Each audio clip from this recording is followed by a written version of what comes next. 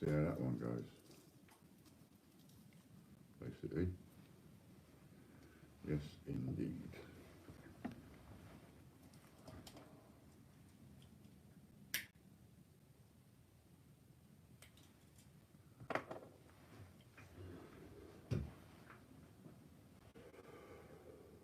I think we are live. I think I'm there. I think we managed it.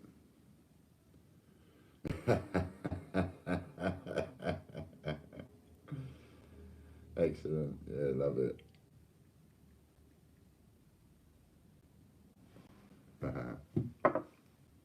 Cool. Whew. Bit warm. No sound, only joking. I flipping hope so.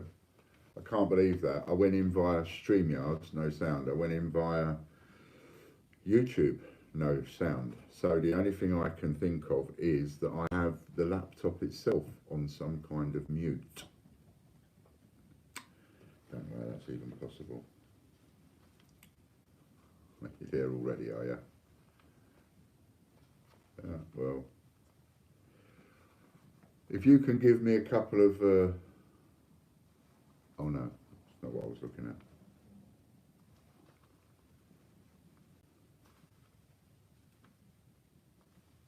It's not what I was looking at. So, hello everyone, hello Lorna, hello Chris.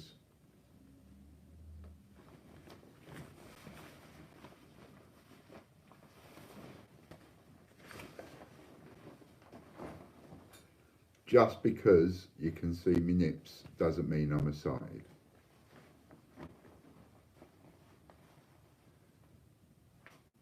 Just thought I'd get that out of the way.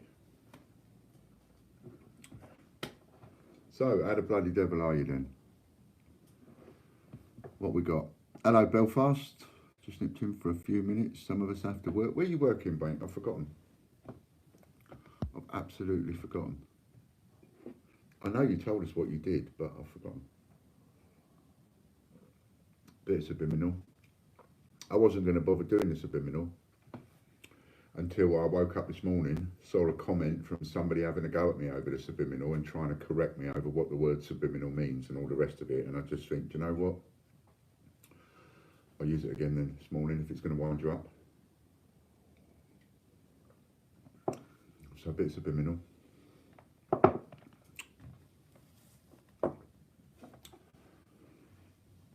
I haven't come on to specifically say anything, so it might be quite a quiet show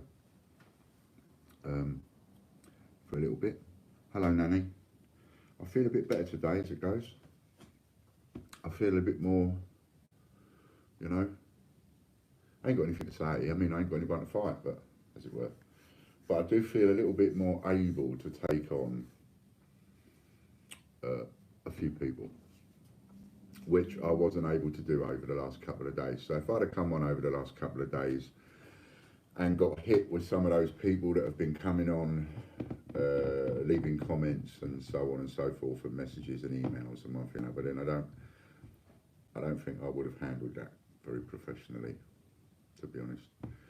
So I thought, well, I just needed a couple of days break. I needed to get some time. Thank you very much, Nanny. I need to take some time out. And so I've just spent a little bit of time in my garden and a bit of tidying up, a bit of sorting about, reevaluating things. So, you know, what with the situation being what it is, like a lot of you, I'm in there looking at, you know, we are looking at doing things like growing tomatoes and one thing and another because, you know, I don't know whether whether any of you have thought of this or not. Hello, Andrew. Don't know whether any of you have thought of this or not, but you know, when you go into the supermarket and you see all the fresh fruit and vegetable all there like that. Well, on the one hand, I am right up for buying it fresh, not in a packet, no single-use packaging and all the rest of it, right? However, it becomes a worry, doesn't it? What do you do? What do you do? Because, you know, someone could walk past there with a virus, sneeze, cough, whatever, and you've just contaminated, what, 500 pieces of fruit and veg. And then someone comes in, like me, buys a tomato, or like Fran, buys a tomato, gets a virus, comes home, gives it to me. Got to think about all these kind of things. You know, I just went up the garage this morning to get some milk, and I'm give the lady some money, and she's given me change. No gloves, no protection, no nothing.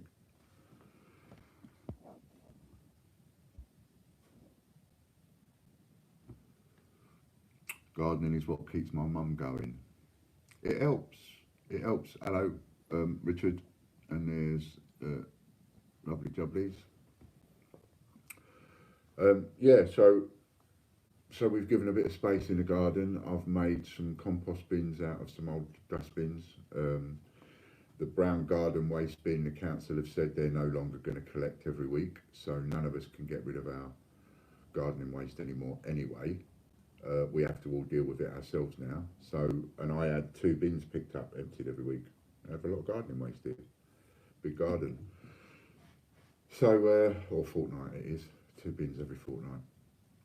So I've turned 5 bins into compost bins, and all of my waste will now be composted. All of my food waste will now go in there. Cardboard, paper, it'll all go in there. Pardon me. On what you call a no rules composting, and I'm doing no rules gardening. Essentially, I'm looking for the easiest, the cheapest, and the fastest way. We had our garden bins emptied last week, but now stopped it. Yeah, I'm going to stop it all across the country and put the resources into emptying the rubbish and the recycling and all of that. So what I'm looking at, because of my health and because of the state of me and all the rest of it, I can't do proper gardening, not anymore. I used to love it, but I can't do it. So I've got to go for what is the easiest and the easiest route. And I've been looking and doing it. If you look at my YouTube history, you'll see I've been doing a lot of searching. And if you're interested in any of this kind of stuff, have a look on my YouTube history if you see it publicly, and you can see what I've been looking at. Have a little look at some of those. You know, some really good stuff there. I'm only looking for the good stuff. Some off the table. I'm only looking for the good, the easiest ones to do, and and I don't see anything wrong with the no rules compost idea, because at the end of the day, everything rots down to one of 2 things. It rots down to powder or it rots down to water. And if I rot the stuff long enough, it's going to create loads of horrible gunky water in the bottom of the bins, and then put a couple of air holes in, maybe at the top, not at the bottom, because I don't want the water draining out, and then get one of them taps, put an hole in the bin, screw the tap on, drain off all the goodness in the water that comes out of the bin. That's the idea. Hello, Stevie. So that's the idea. That's what I'm looking at there. Hello, Ian. Nice to see you, mate. And thank you very much, Ian, for your message. I really do appreciate it. So that's the idea without that. So things like, for example, growing tomatoes. Did you know?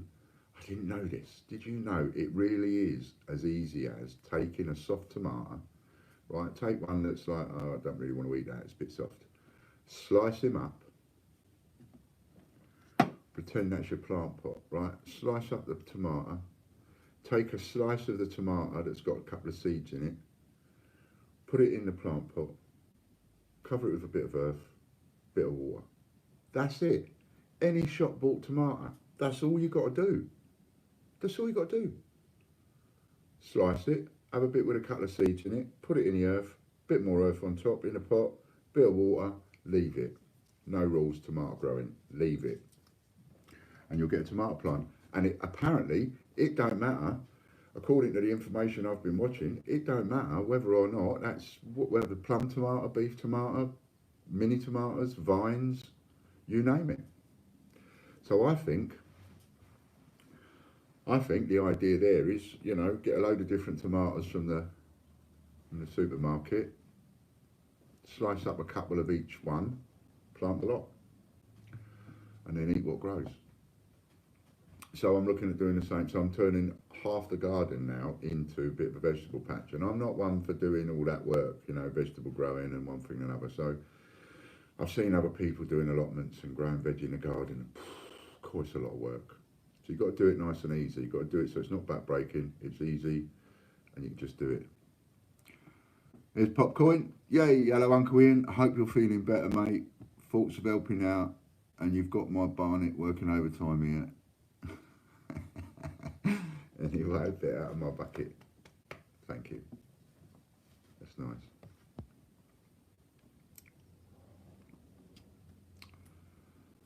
Bit tired. Why are you so tired? Have they called you back in? Are you one of the recalls then, Steve? Have you got to go back in and stuff? Or are you just not sleeping too well because of the pain and stuff? Hope you're all right.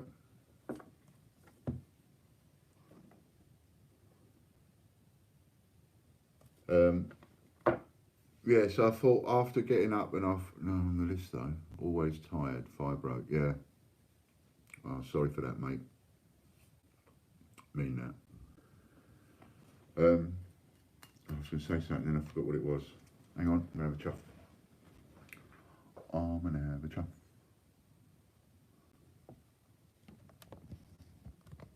Oh. 1 minute.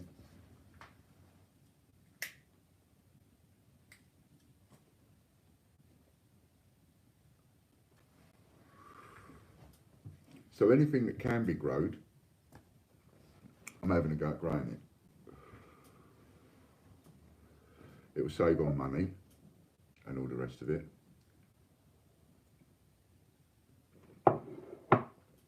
And it will also, you know, cut down on a few of the expenses that I have to pay out now.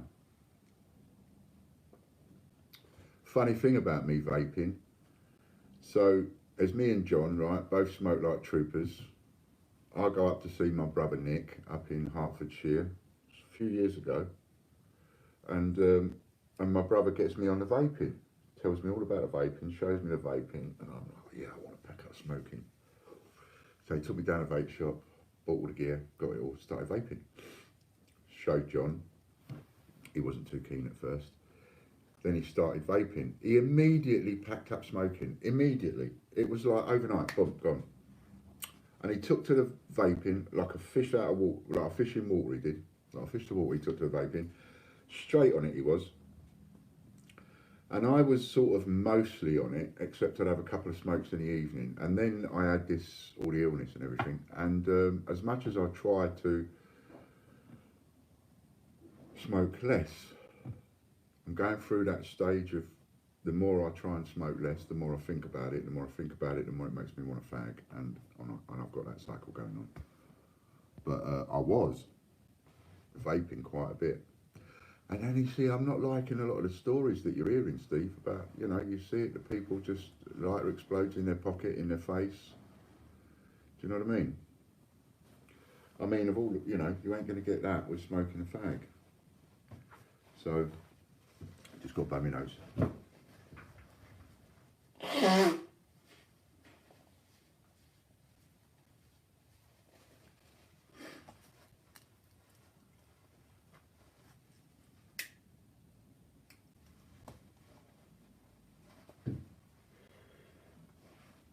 That's it, I'm back.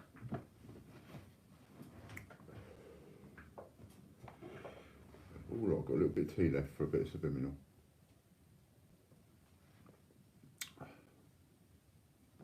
Nota 288.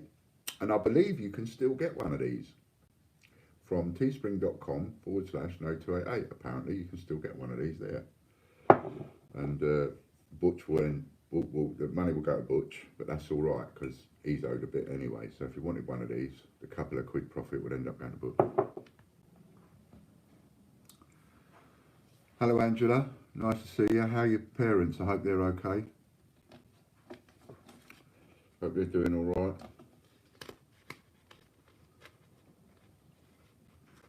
So I thought, well, having a couple of days off and seeing some of the comments that people have been making with reference to the information I've been giving out and so on.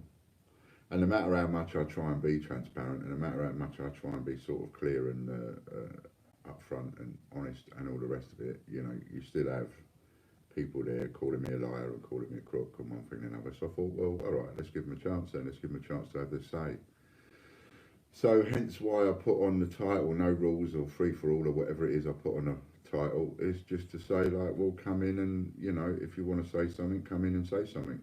There's been a few unpleasant comments left on there, which I expect, because there are those people that like to come out of the woodwork and kick someone when they're down.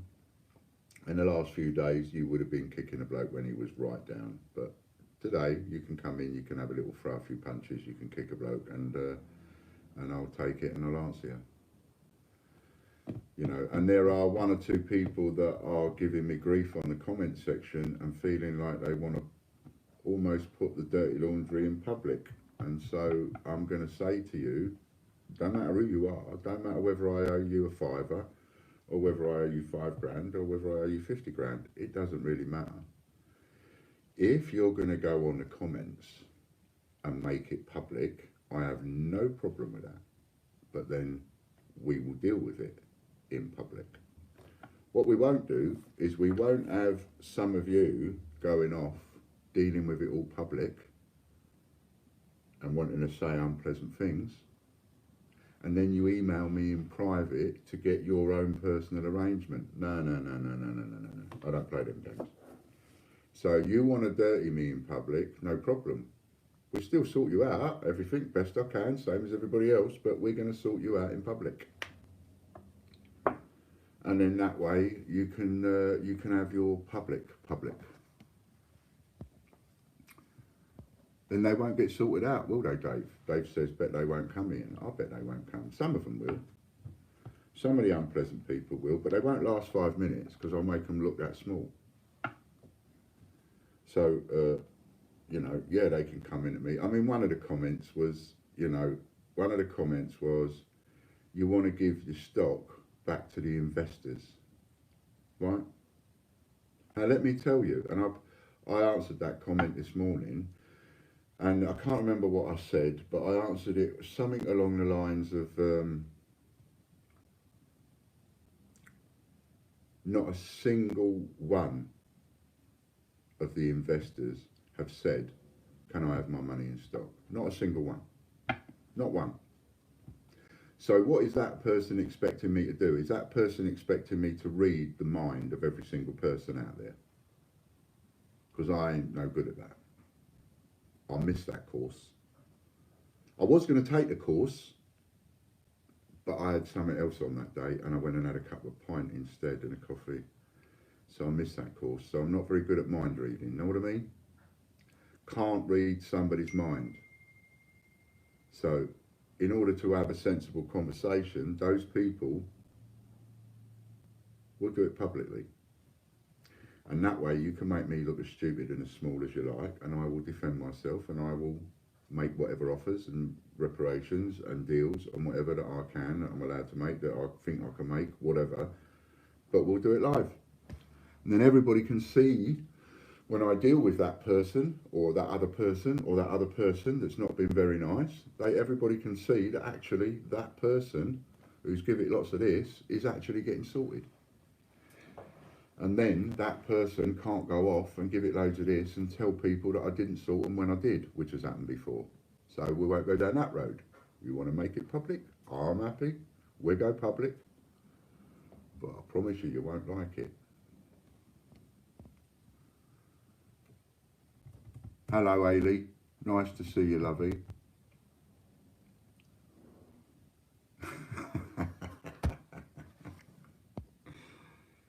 Chris says he sneezed this morning and his PC started a virus scan. Like it. There's so many funnies coming out at the moment. There are some really good ones, you must admit. I mean, you know, that time of in adversity and all the rest of it, and laughing through it, there's been some corkers, haven't there? And some great songs. I put one of them up on my page where there was this, the first one I came across, there was this young girl did a song. I thought it was really good. So we have 20 people in here. We have 9 of those. Don't know how many of them we got. Got quite a lot of them lately. People don't like transparency. Don't know why. There was a film, it might have been called A Few Good Men, and there was a scene in that film with Jack Nicholson where he said, you can't handle the truth. And do you know what? There's an awful lot of people that can't. There's an awful lot of people that cannot handle straight up truth, honesty, transparency. They don't like it. Transparency and 11 thumbs ups we got. Wait, 23 watching. Nice. Transparency frightens people. Truth and honesty frightens people. That's why the government can't tell you the truth, can't tell us the truth about what's going on and what's coming. You know, the government gave the figures of 6,000 dead. I gave you the figures of 10,000 dead. When this is all over, you look at the date of my video where I said 10,000 dead and look at what the statistics actually turn out to be for that date. And it will be closer to 10,000 than it is 6. You know, the truth that you don't get told by the government, on and on and on and on and on. You can't tell people the truth because it will cause a panic, so you have to put a spin on it.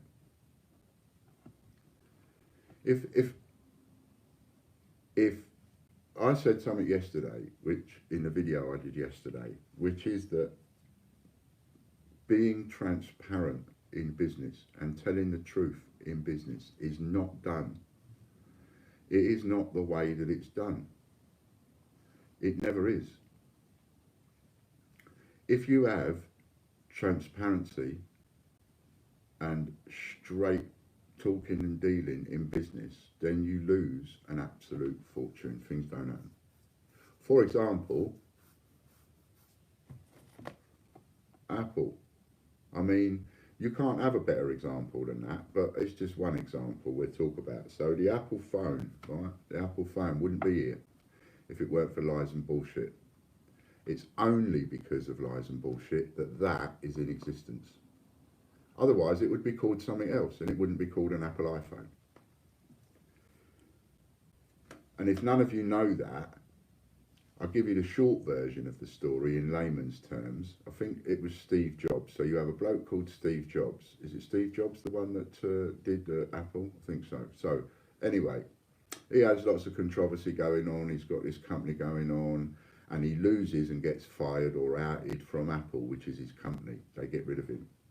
So he goes away and he invents a new company, and he invents a new product, and it's called the Black Box. That's what it was called, a black box. Nobody knew what was in the box. He just gave a load of bollocks and bullshit about what this box would be able to do and what he thought and everybody needed. Every school in the country, every university in the country is going to buy this box. It's just a box, it's just a black box. But every school in the country is going to buy one. And he took hundreds and hundreds of millions of pounds of investment. And at the end of the day, and he had people working on all sorts of stuff. And at the end of the day, people worked on everything to do with that black box. Everything. They worked on sales. They worked on marketing. They worked on design. They worked on absolutely every single little tiny piece of a commodity that you can think of in order to make it and sell it. And every bit of that had work done on it, except one area. Inside the box. Inside the box, there was nothing. There was no box. It was just a box. There was nothing in it. But nobody knew that. Steve Jobs did. Nobody else knew that. Nobody knew that everything else around this entire concept was real, apart from the fact of what was inside the box. Because inside the box, there was nothing. There were no wires. There were no components. There was no computer. There was nothing. Hello, Caspers. But Steve Jobs did a really good job. He made everybody believe that there was something inside that box. He even made Apple believe that there was something inside that box.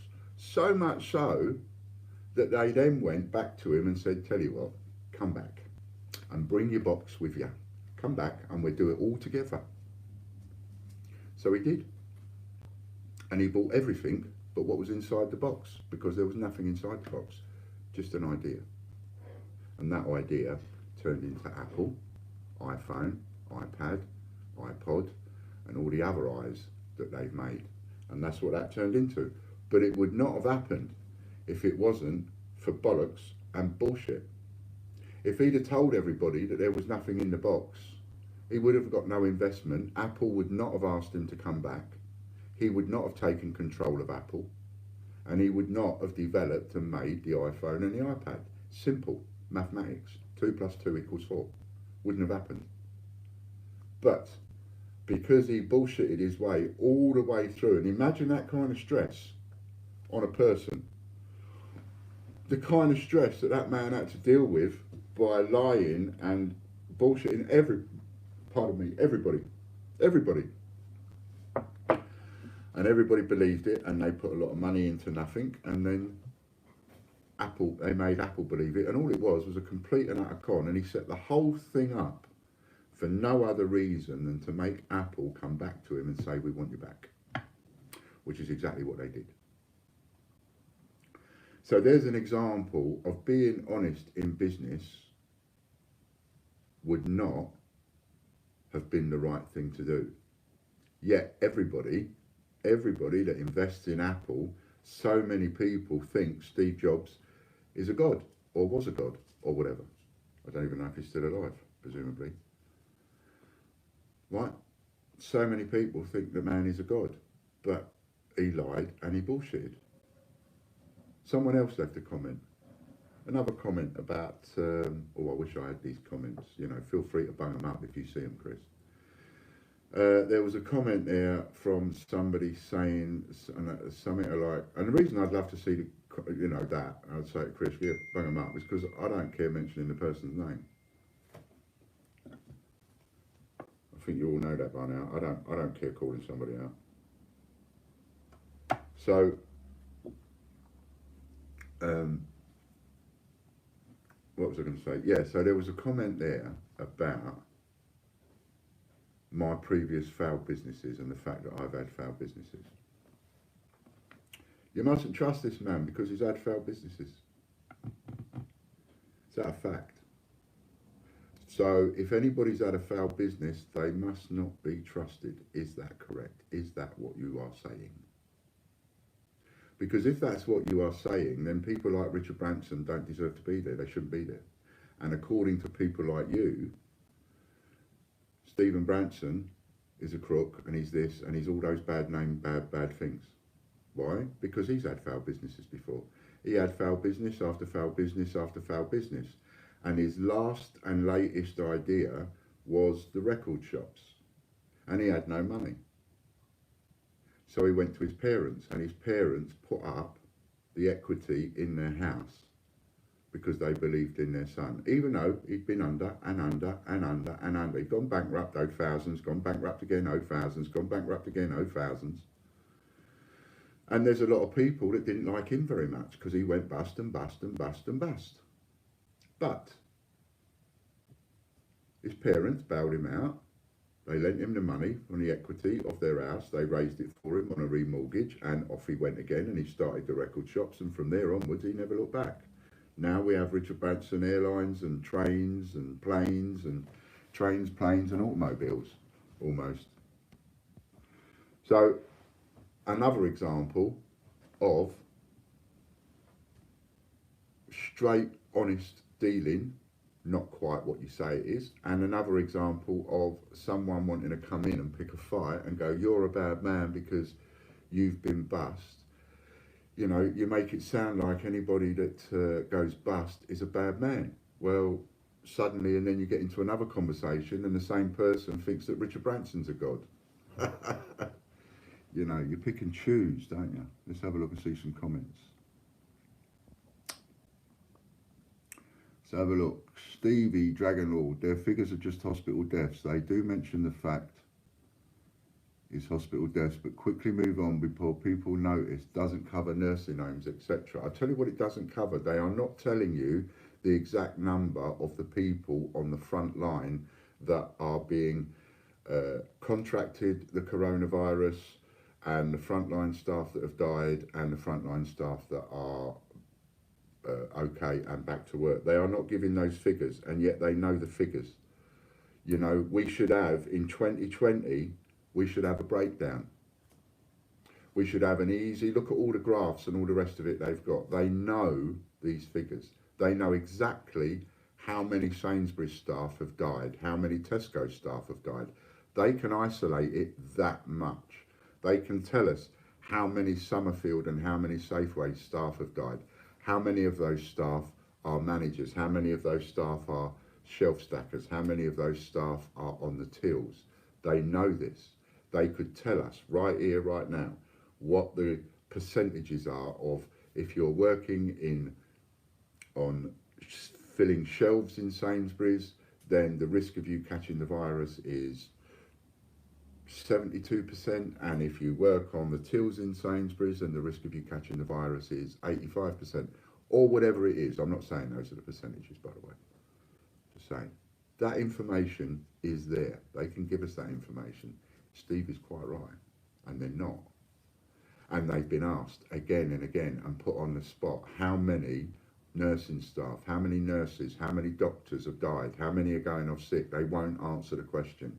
They cannot answer the question, because to do so would cause panic in you. That's why. Because the moment they do that, people are going to realise how many lives are at risk here, and what's going on, and what's safe and what's not safe.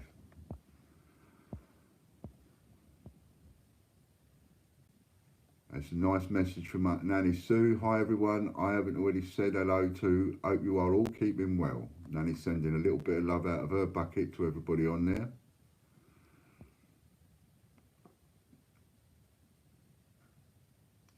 Little silver lining of coronavirus. Pandas mate in lockdown at Hong Kong Zoo after 10 years. Oh well, yeah. Perhaps because they haven't got everybody's beady eye on them.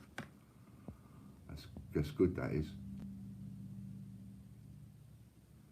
Nigel Webster, 7 minutes ago, why not set up a fundraiser to sue Facebook now? I am so angry at what Facebook has done, and a lot of social media. They have taken the place of dictators. I can't be the only person that realises this. They have taken the place of dictators. They are now dictating what we watch, what we see, who we listen to, who we don't. It's outrageous. And yes, I would love to sue them, but who's going to put money into that? Who's going to put money into anything I do? So, you know, what I will be doing when I do eventually speak to the solicitor is I should be saying to the solicitor, okay, we've got 288 Group, we've got the Royal Mint, we've got Facebook, we've got this going on. I need you to evaluate all of those and tell me which one is the easiest and the fastest one to sue. That's the only option I'm going to have when it comes down to it. And if that's Facebook, that's Facebook. But there should be, and there will be, I kid you not, there will be a class action lawsuit in America. There will be.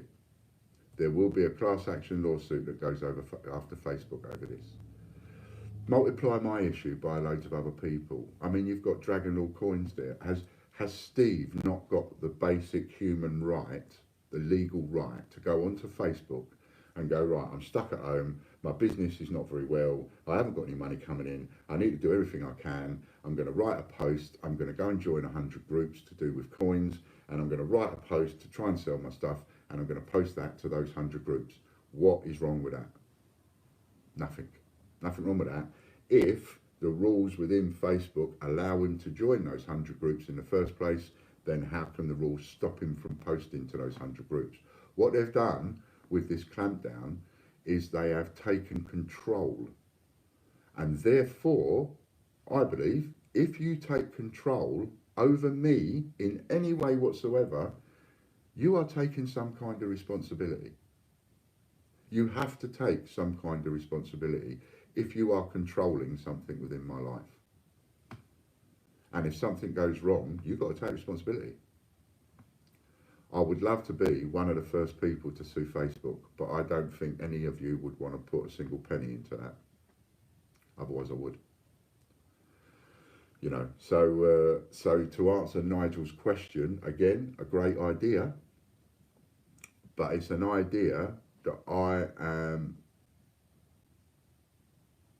I can wake up and smell the roses and look at myself in the mirror and go, yeah, it's not exactly an idea they're going to buy into though, is it? So I think that will probably be out. The only people that will want to buy into that idea, I believe, will not be the likes of you and me. It will be the likes of you and me, of people like Steve or other businesses like that go ahead and try and do something to save their business, and then come under the same blocks, happen to see a couple of my posts that tell people the same thing, and maybe get in touch and say, listen Ian, you're right, they've affected me too, I want to do something about it. At which point maybe we can get something going, you know, if there's a few people that come forward.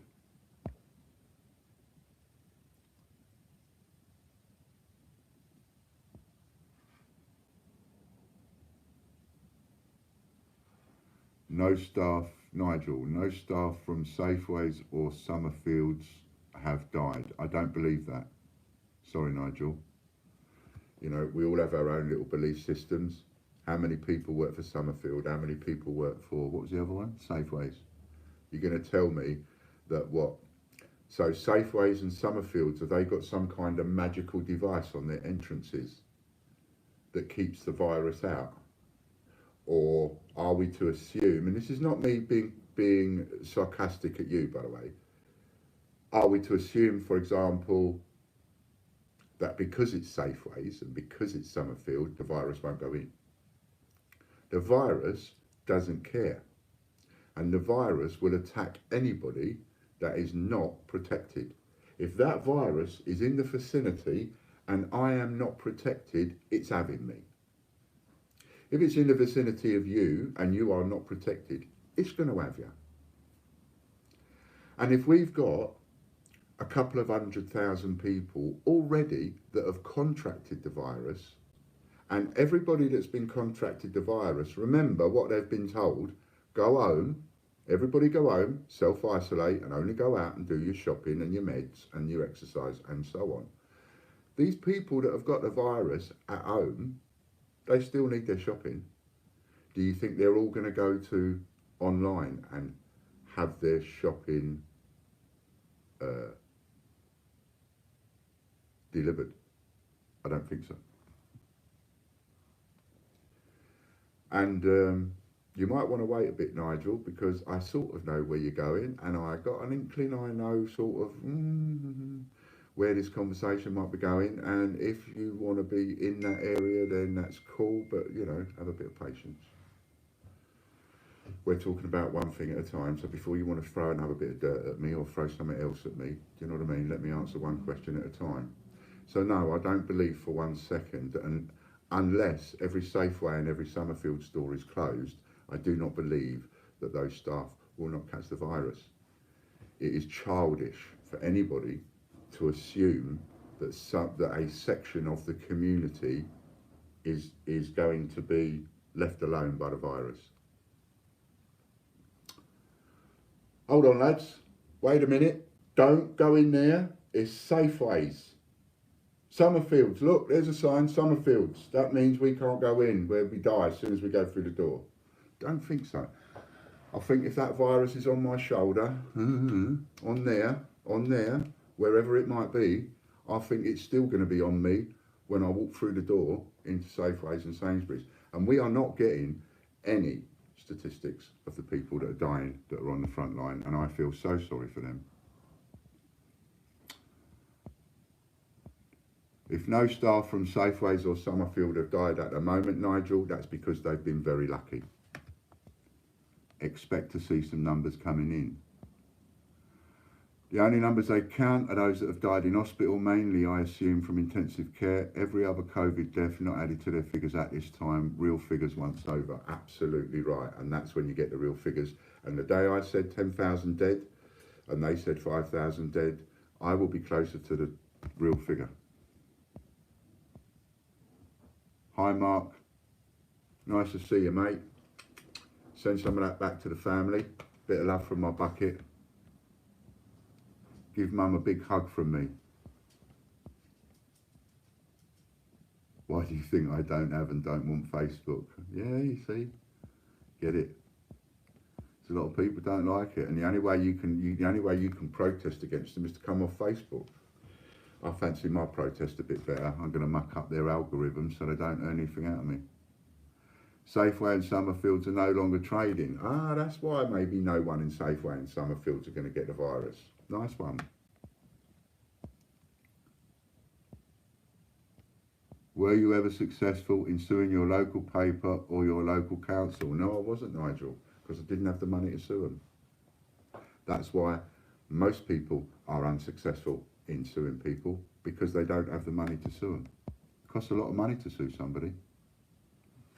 Knowing that it costs a lot of money to sue somebody, that's why I don't mind saying what I've got to say, because if 288 don't like it, they can sue me.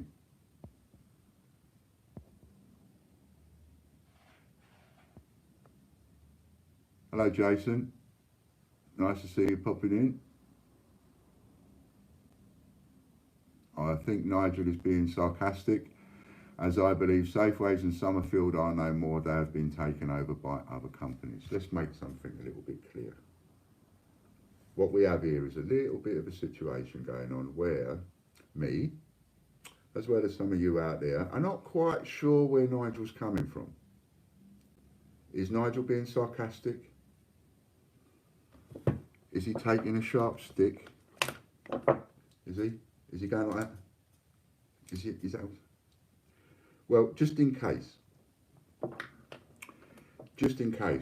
Nigel, for the first time in quite some time, you can say what the hell you want. So if some of this stuff that you're trying to, if it's leading somewhere, don't airy-fairy around. You don't need to.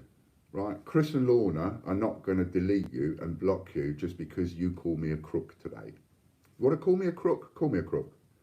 Anybody out there wants to call me a crook and they're sitting on their hands desperate to call me a crook and a bastard and all the rest of it, you can do it.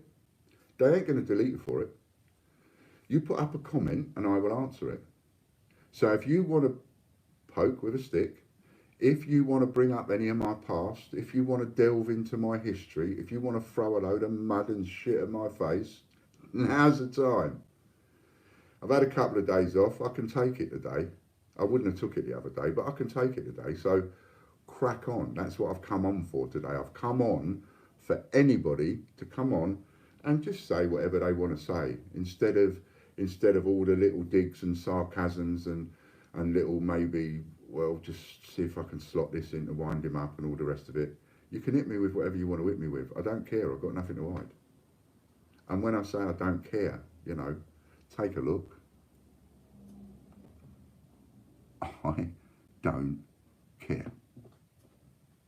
Got it? So, if you want to have a proper conversation and throw something at me, let's have it. Let's not go round the houses. Let's just have it. If I'm wrong and that's not what you're setting out to do, then I humbly apologise. But at the moment, I'm a little bit unsure who's a friend and who's a foe. It's a bit difficult, especially when you've had people really, really close enough to stand next to you, put a dirty great knife in your back, or one of them over your head. So forgive me if I sort of do come down a little bit heavy or come down and snap at somebody in a answer, and maybe that person wasn't having a dig. That's all right, just say so. But, it is a little bit difficult to try and read between the lines of what people are writing and what people are saying. If you want to say something, say something. Do you know what I mean? A lot better.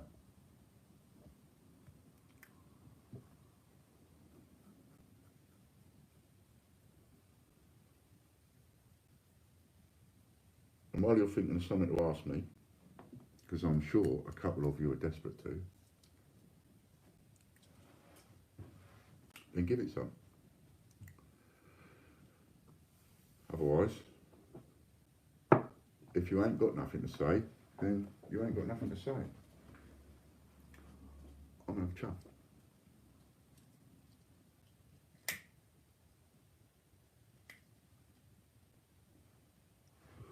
And also, let me say, I was quite rightly advised not to do this today. 3 people that I trust very, very much, and I don't want you 3 people to think that I belittle that in any way. 3 people I trust very, very, very, very much told me this morning, it's not a good idea, Ian. It's not a good idea. But I just feel, just for the one day, I just feel we should allow those floodgates to open and allow someone to come in and call me out if they want to. Rather than have it in the comments where you can't have a discussion.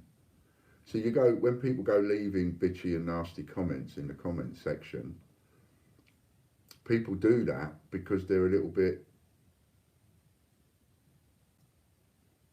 what are they? Maybe they have an issue maybe with confrontation. That's all I can think of.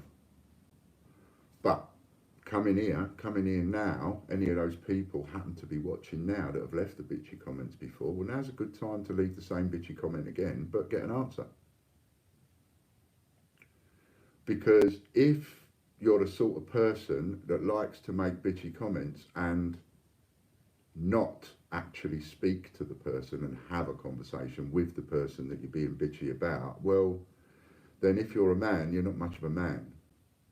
If you're a woman, I don't know what the equivalent of that is. Maybe Lorna will tell me, or one of the girls will tell me, or Judith, or whatever, you know, however you talk to women. But a man will say to a man, well, you ain't much of a man then, are you? I don't know if you can say that to a woman, you ain't much of a woman. You know, but so today I thought, well, no, we've got to give everybody a chance to say what they've got to say.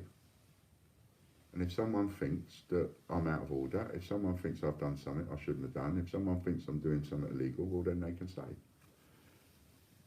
Sorry, just adjusting my corset. And my theory is that when you give people that opportunity, like Lorna just said, they won't take it. That's my theory. And I think that the 3 people that were giving me the right advice, and I say it was the right advice, telling me not to do it, I think they were giving me that advice because they're worried about my health, they're worried about my mental state, they're worried about how I'm going to handle it. And they're worried that the stream will descend into some kind of absolute chaos. And my theory is what I just said, and Lorna just echoed it in a way, is that not a lot of people will. Not a lot of people have the courage of their convictions to go all the way. Not a lot of their people have the courage of their convictions to say what they want to say. So, that was the idea of Roundabout today. And I noticed the comment stream's gone a bit quiet. How is Fran and Casper? Well, from what I read, dogs actually pick up on body language of humans. They know your body language. So they know when you're upset, they know when you're not right, they know when you're angry, and all the rest of it, you know. So he's a bit, what's the word? He's a bit unsure on some days because the complete vibe of the house as in any of you who've got pets, the complete vibe in your house has changed. The whole vibe, the whole feel of the house has changed, isn't it? And the pets will pick up on that. So that's affecting him a little bit. Fran is struggling because it is affecting, it's affecting our life. So thank you for asking. It's difficult for anybody out there. And I always say, you know, you mustn't grumble, because there's always somebody in a worse position than you. And no matter how bad things are for me, there'll be other people in a worse position. I had a very encouraging message from one of you that are watching now, and I know you're watching, who is also one of my investors, and not a small investor either. And he sent me a very encouraging message, letting me know that he too had gone bust and owed 56 grand. And went down the administration order route, and it took him years and years and years to pay that back. And he knows exactly the position that I'm in now and what I'm facing. And as he knows, it's not a pleasant one, and I respect and appreciate that. Thank you very much. You know, so it's not like everybody wants to string you up. There's only a few people want to string me up.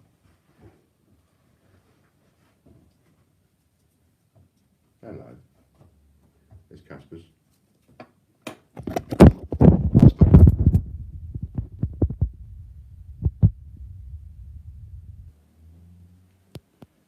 Come say hello, Casper. Get a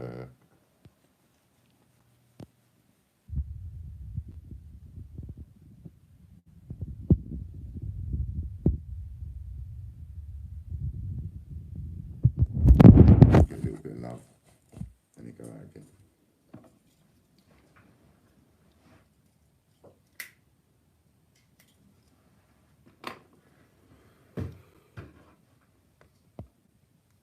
He's come to check on me. He does. He does. He does come to check on me. He's an amazing animal. He's absolutely an amazing animal. Hello, Jim. Now, before we start, no, Judith, don't go and do that. I know what you're thinking of doing. And the answer is no, because you'll get me in trouble. I got in a lot of trouble last time, so no sending money on the super chat paymenty thingy jobby, saying get Casper a TREAT. I can't even say the word. All right, because you get me in trouble. I learnt my lesson. Yeah, I learnt mine and all. Boy, did I get told off.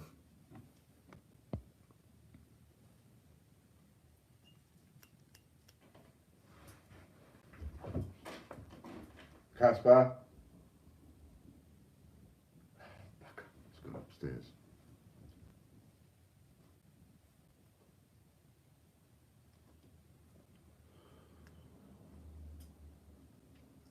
I'm still here, just having a chuff a sec.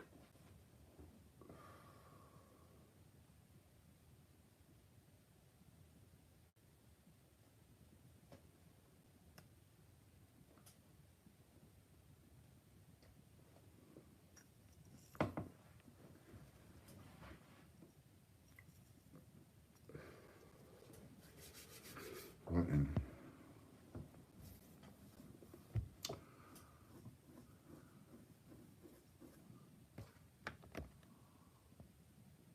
Ian, do you want us to leave you alone, or can we still contact you? Not to do with coins, but just to say hi, as when we are customers, that's one thing, but I've come to regard you and others as friends. No, that's cool. That's cool. It's just that, you know, I may not be able to answer always as quickly. Somebody was talking to me, and I ended up talking to them on Friday, and then I didn't pick up my phone all weekend. You know, so sometimes I'll be doing that, but I would just like to say on here, thank you again for my coins. No worry, Judith. I'm glad to be able to have sorted that out. So yeah, so no problem with that at all. I do answer every message eventually. It's just that sometimes some of them might be a bit longer than others. Might take me a little while to get around to it. I think a bit of subliminals needed, don't you? So we need to make a cup of tea. I think should we go on a jaunt, and we'll make a little cup of tea. Make one for me, and we'll make one for you.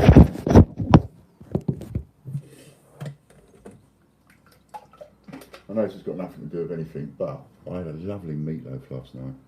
She makes a spanking meatloaf.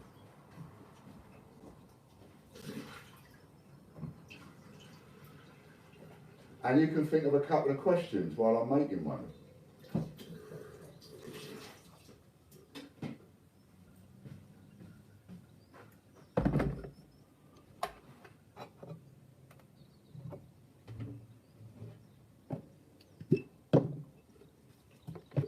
Or you can just watch me make a cup of tea.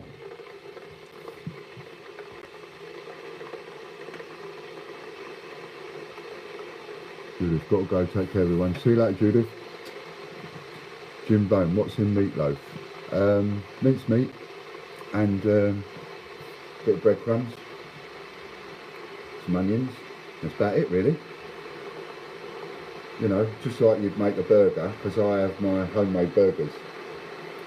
So we'll have minced meat and then Fran will make homemade burgers with it. And it's literally, you just clump the meat together and fry it and you've got a lovely homemade burger. Put it in a meatloaf, in a loaf tin, a little mini loaf tin. Comes out like a little loaf. I'm telling them my cooking secrets. I'm telling them how easy it is. Someone asked, what's in the meatloaf? Meat. And I said, mince. I might be wrong, see? I said mince, breadcrumbs, onions. Anything else? Oh. Secret stuff? can't tell you. Egg. Oh, egg. An egg.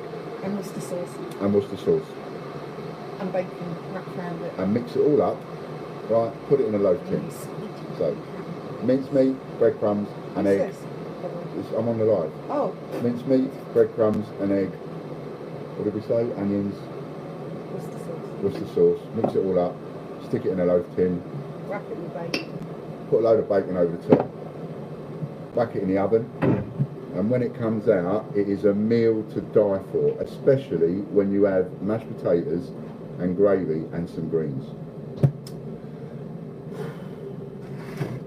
I have to really, really sort of limit myself when she makes a meatloaf, because I can eat too much of it and then I'm meatloafed out for like weeks. You know. Lorna says hello, Fran. Hello, Lorna. Hope Stevie. you're keeping safe, honey. Stevie says spices and herbs too. Do you put spices and herbs in it? No. No. Bit of salt and pepper. Bit of salt and pepper. Worcester sauce. Worcester sauce. Other than that, whatever you want to taste. If you want to be posh, stick a bit of parsley in. Nanny Sue says hello, Fran, and Angela says, all right, Fran, so tell us what's Ian like, really. How's Ian doing, really? Well, hello, Nanny Sue. And how's Ian do, really? Angela, that was. He's really, really, really struggling, Angela. Bit of struggling going on. I use that term very lightly, I think. Yeah, it was a nice cup of tea. He's a very stoic person who doesn't let it show. I love him very much. Thank you. She's always called me a monolith.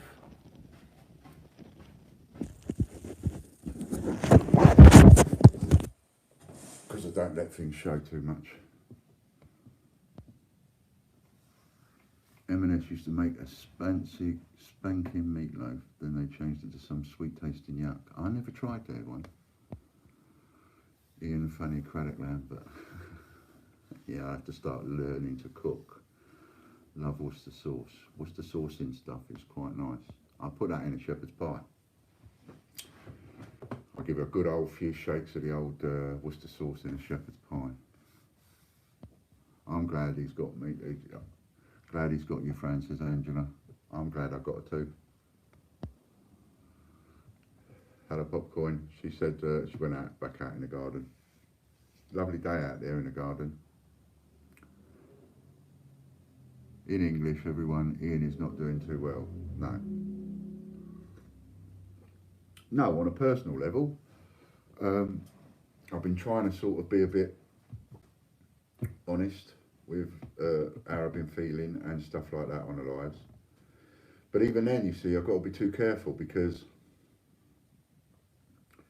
if I start talking about, oh, I've been having a few problems with my stoma, or oh yeah, I've got a few problems with this, then I'm going to get, you know, people coming on and then they'll be belittling that and telling me I'm using this and I'm using that. So, you know, and I don't ask for sympathy from anybody. I don't ask for sympathy for anything to do with my health. I deal with it the way it is. I always take the view, it is what it is. I just got hit with a train, I'll deal with it. And the same in business. And the same with my health. I work until I can't work. Like when I had the heart attacks, I worked. Had heart attacks, didn't know it, carried on working. Was having a heart attack, stopped work, went to the hospital. Had a stent put in while I was having the heart attack. Couple of hours in the hospital, come home, go back to work. It's all I know how to do. I don't ask for any sympathy from that because it doesn't deserve any sympathy. It's just that when you're it's difficult sometimes, and sometimes it's a bit difficult for people to understand, but when you are the one that's employing people, when you're paying their wages, when you've got people looking to you in your office, in your house, or all over the place online, you've got people looking to you, they're looking to you for answers, they're looking to you for instruction, they're looking to you to what to do. And it was me that dealt with everybody all the time. So I'm the hub. I deal with Chris, Lorna, Richard and Butch. And then these people go off and they do their things, what they're doing for us, and I deal with Mick and Katie and Lisa and it was Roger and so many other people, as well as John and Logan and Kelly and that kind of thing. So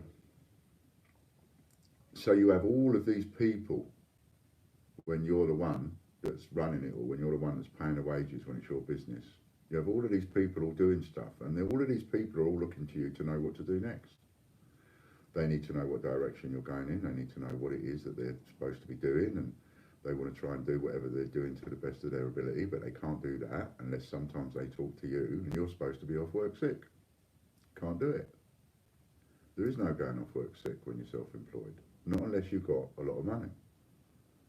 Because all of this stuff still needs to carry on, and somebody needs to be at the top dealing with it all. Well, of course, the next person down from me is John. Is John. And again, and John's the same. You know, he's a bit stoic. He's a bit like me. He doesn't ask for, and he's not interested in getting any sympathy from anybody for his health. He knows. He deals with it his way, and his way is not too dissimilar from mine. He deals with it as in, well, I've got cancer. There's nothing I can do about it. You know, no, I don't want to die, like nobody wants to die, but I've got cancer. I'm going to die, probably within the next couple of years. And he deals with it in his own way. I can't then go off sick and hand everything down to him in the state he's in. Ordinarily, that's what would have happened. But for those that don't know, weren't here, don't remember, whatever, the first one to get ill was John. He got ill first. So he ended up having a few months off. Then he got to coming back.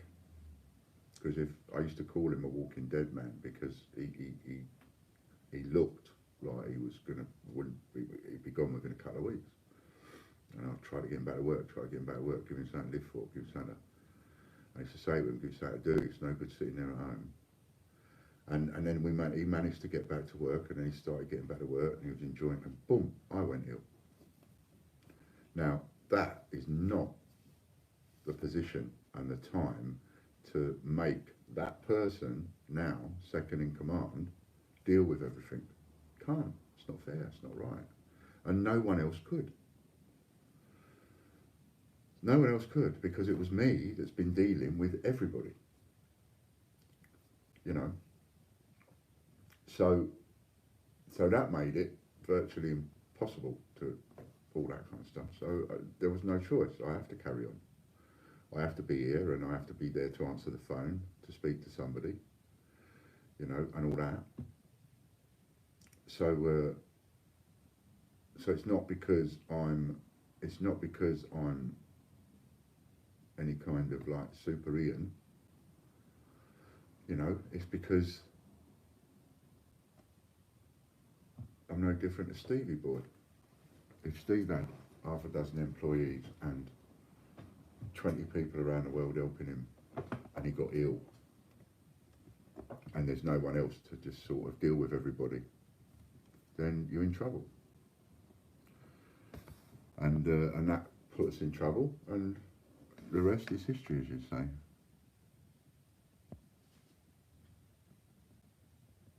The weird thing is, when you stop or retire, it ends up killing you. Strange. Yeah, one of the reasons I don't want to stop fighting for something or other. My life, not fighting for anything at all, Jim, would be a boring old do, I think. And you know, I probably would. It's true. You see these people. I mean, and people in certain jobs as well, like police officers and that. You see somebody and they'll put 20, 30 years in, and you know, then they go home at 60 and they've got all these big plans to do some gardening and have an allotment and all the rest of it, and they dig the thing over and have a heart attack and die. You get used to a certain level of stress. I've had stress for more years than I can remember. Have you thought about emailing Martin Lewis to ask if there's anything he knows that being discussed with the government that might help your situation going forward? I haven't, but I keep abreast of the news and what the government offers and what the government says and what they keep coming out with, etc. Bit subliminal. And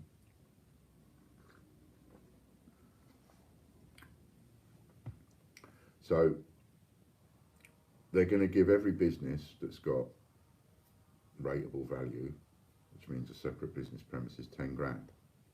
So that Fran comes under that. However, although she comes under that, her business, it's a small building, but there's two of them that rent it between them. So Fran has half for her therapy, and the other person has half for, he does proper massage and massage therapy and all that kind of thing. So the two of them together rent the one premises. So even though you've got two businesses in the one premises, you've only got the one payment. So they won't get 10 grand each because they're not two different premises.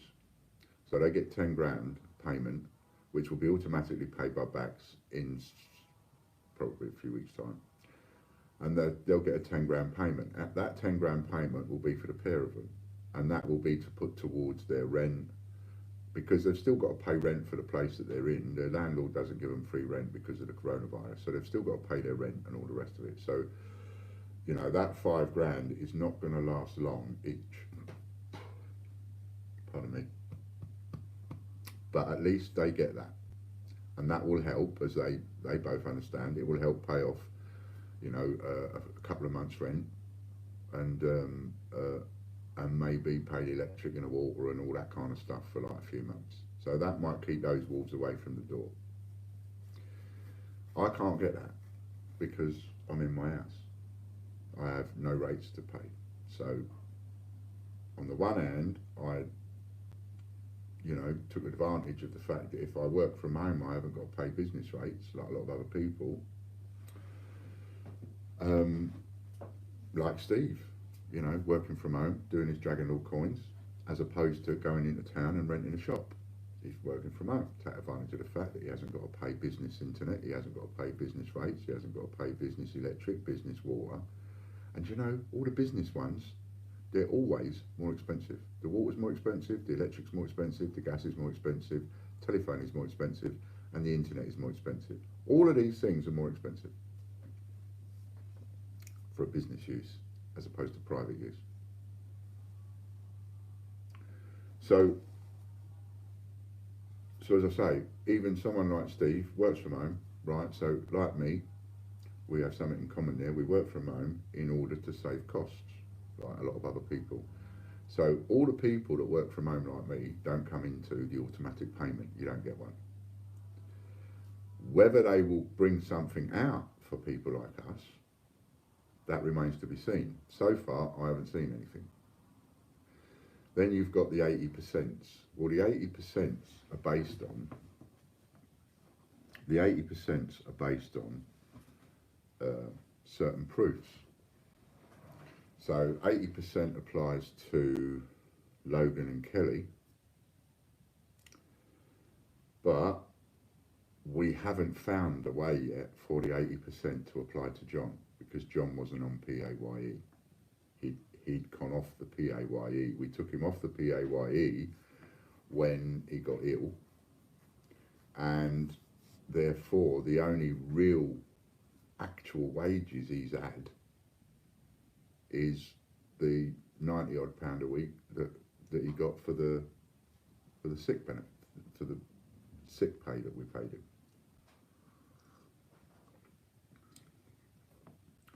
So at the moment, it looks like the only 80% John can get is 80% of the 90 odd quid.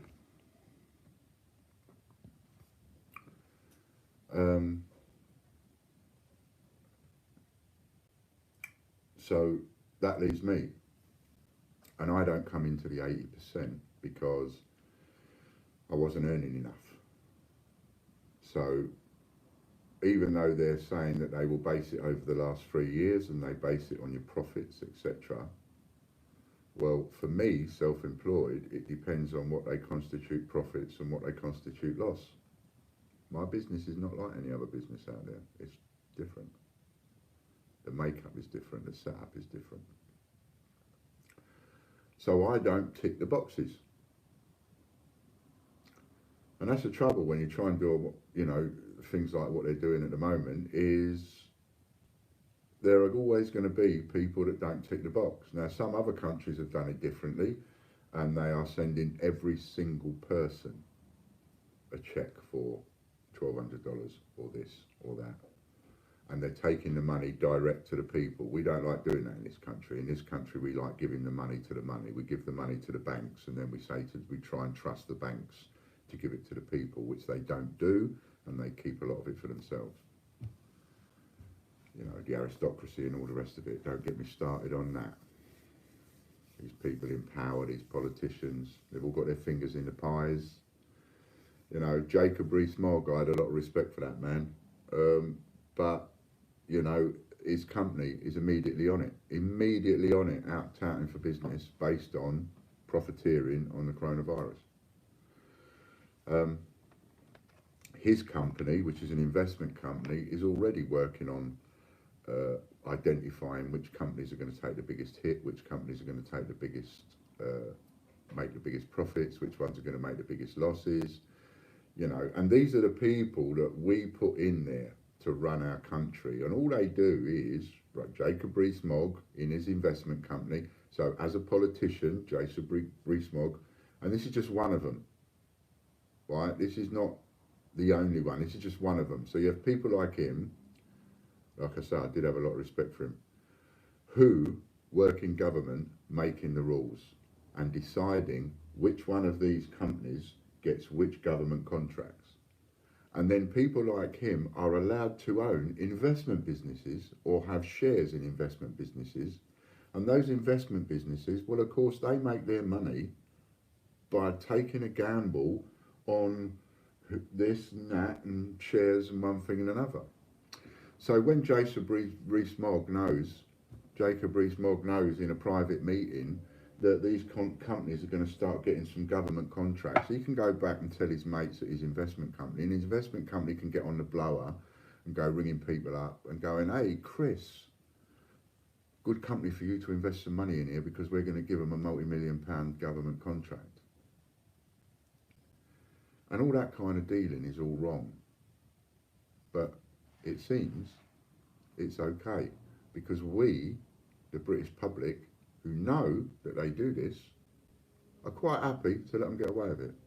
Quite happy.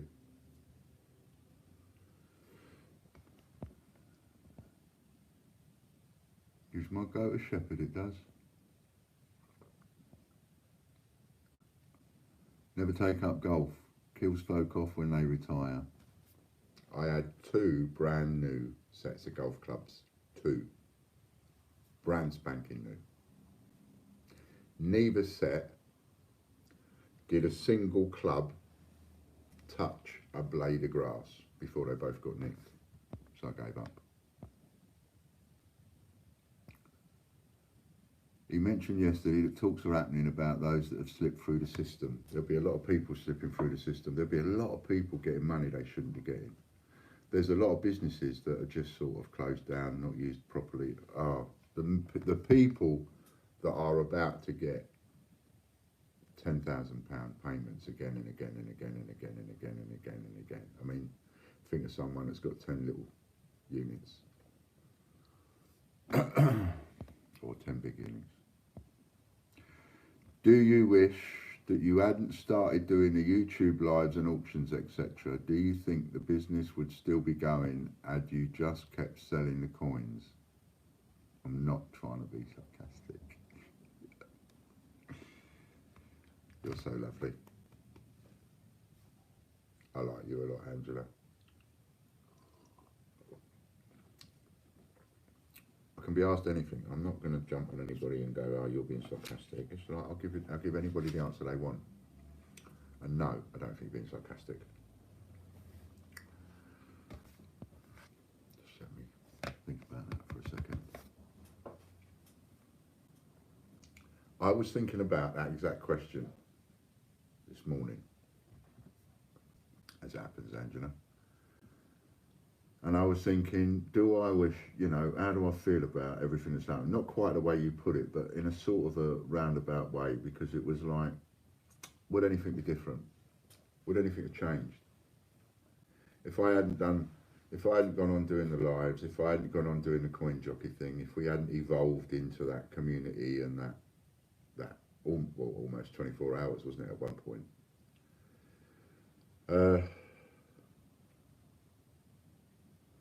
I can't say that I regret it, because to have never done it means that I would never have interacted with the likes of, say, Steve Fraser that I have.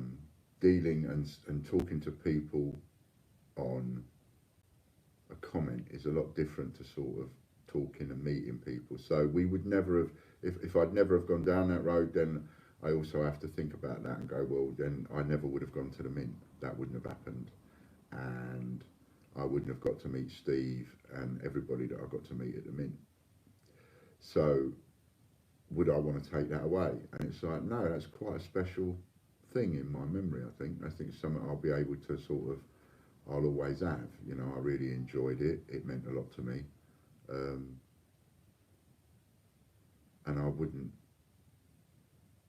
want to take that away. And a lot of things like that, a lot of things have happened with yourself and with Rebecca, and there's Danielle and Lorna and Chris. There's too many of you that I've ended up interacting with that wouldn't have happened. Bit Sliding Doors, isn't it? If no one's seen the film Sliding Doors, as a film to watch while you're on this lockdown, Sliding Doors, good film to watch. How easy it is for life to go in a different direction, and what could happen if it had gone that way. And Sliding Doors is all about a woman runs for the tube train. Now, in one scene, she runs for the tube train and she misses the train. So now she's missed the train, she's late for wherever she was going, and her life now is going to be slightly different, right? And then it cuts to another scene where she's running for the same train again, but this time she catches the train. So now the movie goes off in a part of, okay, if she'd have caught that train, this is what would have happened, but because she missed the train, this is what would have happened. You've got sort of two, And I don't know whether it was the right move to make or the wrong move to make. It came with its own set of problems. And I know a lot of people won't believe this, but it actually doesn't matter that it was coins. It doesn't matter that it was non-con and all the things that happened with all the different people. It doesn't matter that it was coins. What I can absolutely promise you is probably the same thing would have happened if we were all into gardening, talking about tomato plants, if it was 10-pin bowling, if it was darts, if it was stamp collecting, if we were all ephemera collectors, mug collectors, if whatever, you know where I'm going, right? So it doesn't matter, I don't think. I think what happened would happen with any kind of community that went along that route. Videos, people interact with each other. People then have mannerisms, people then have annoyances, that winds other people up. Then you get to a point where you start getting bits of argy-bargy going on. I never liked too much argy-bargy because I always see argy-bargy as a doorman. I always see argy-bargy starts off all right, and then it ends up with someone going a little bit too far, and then someone gets their nose put out of joint and then gets offended, and then things kick off. So I don't think it would have mattered what the product was. I think anybody doing that, and if anybody went and did that exact same thing that we did on YouTube and did it with China dolls that they make and the community surrounding China dolls, I think exactly the same thing would happen. Sooner or later, dynamics being what they are, they kick off, people argue with each other, people row with each other, people fall out of each other, splits happen, people try to take friends away, and all of that. You know, I don't think it makes any difference. No different to a marriage going tits up, is it really? Bits of beer and all. When people have been together for years, suddenly the marriage splits up. People that you thought were friends for years suddenly ain't. Oh, they're your partner's friends, they're not your friends anymore. Oh, they're your friends, they're not your partner's friends anymore. You know, all that. So I don't regret it, because I wouldn't want to be without some of the good experiences that I've had. You know, really good experiences. Some of the things, people that I've met, Rebecca. And if you're watching, Rebecca, thank you very much. Rebecca, I don't think she'll mind me saying, Rebecca got in touch with me, and she knows I need a thing to put my iPad on a stand, and she said, tell me, give me an Amazon link, and I'll buy you the stand, because I just won myself a voucher. And I thought that was really lovely, but I felt it just didn't feel right to just sort of go, yeah, here's a link, this is what I'd like, thanks very much. And so I couldn't, and I didn't. And it didn't put her off. So because I didn't do that, she sent me the voucher instead and said, make sure you go and order it. I just think that was really lovely. And I've met, you know, and seen, like you, some of you, ardent, you diehards that are there, that have been around for quite some time. You've seen some really nice stuff going on, you know. Would you, you know, I mean, I could almost ask you the question, couldn't I? I could almost say the same thing to you, lot, and put it over to you and go, in hindsight, do you regret it? In hindsight, if you could click a button and delete all of this, would you? In hindsight, would you? Or would you stop and go, yeah, I will. Oh, hang on a minute. No, because that means deleting that, and that means deleting that, and that was really, I like that. You see what I mean? Because a lot of you have experienced some really cool and nice stuff from each other. You see what I mean? We had a blast at the Mint, loved it. It was great, I loved it. I loved meeting you, Steve. I loved having a drink and having a crack with everybody. It really was great. I enjoyed it thoroughly.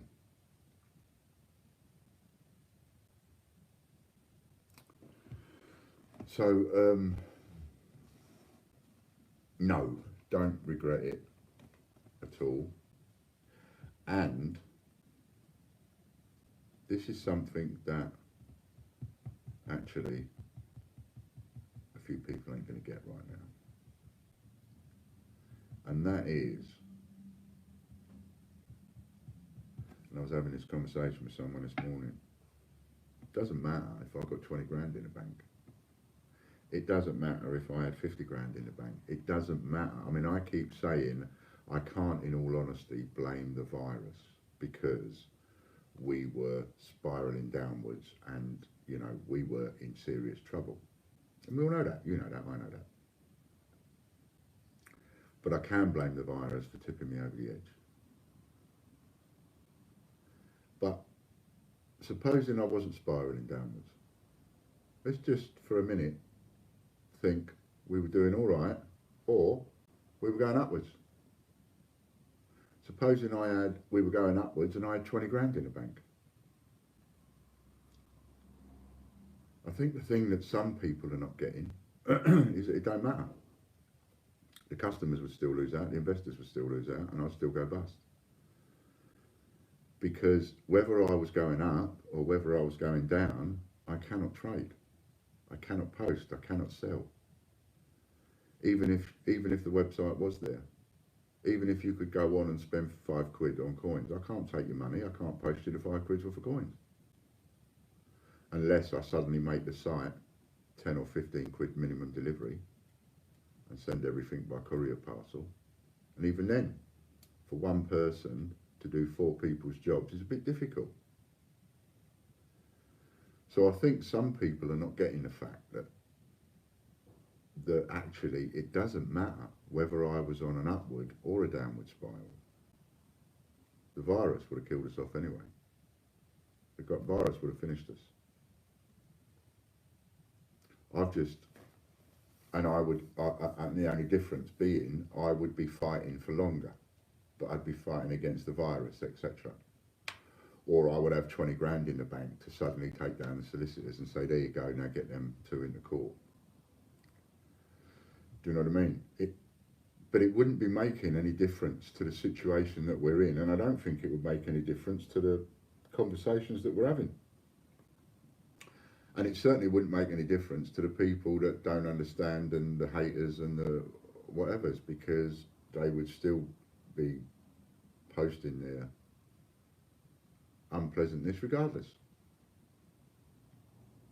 So whilst at the same time I don't blame the virus, I do blame the virus and on the fact that it finished us off, but it doesn't matter whether or not we were healthy or not healthy, the virus was going to kill us anyway.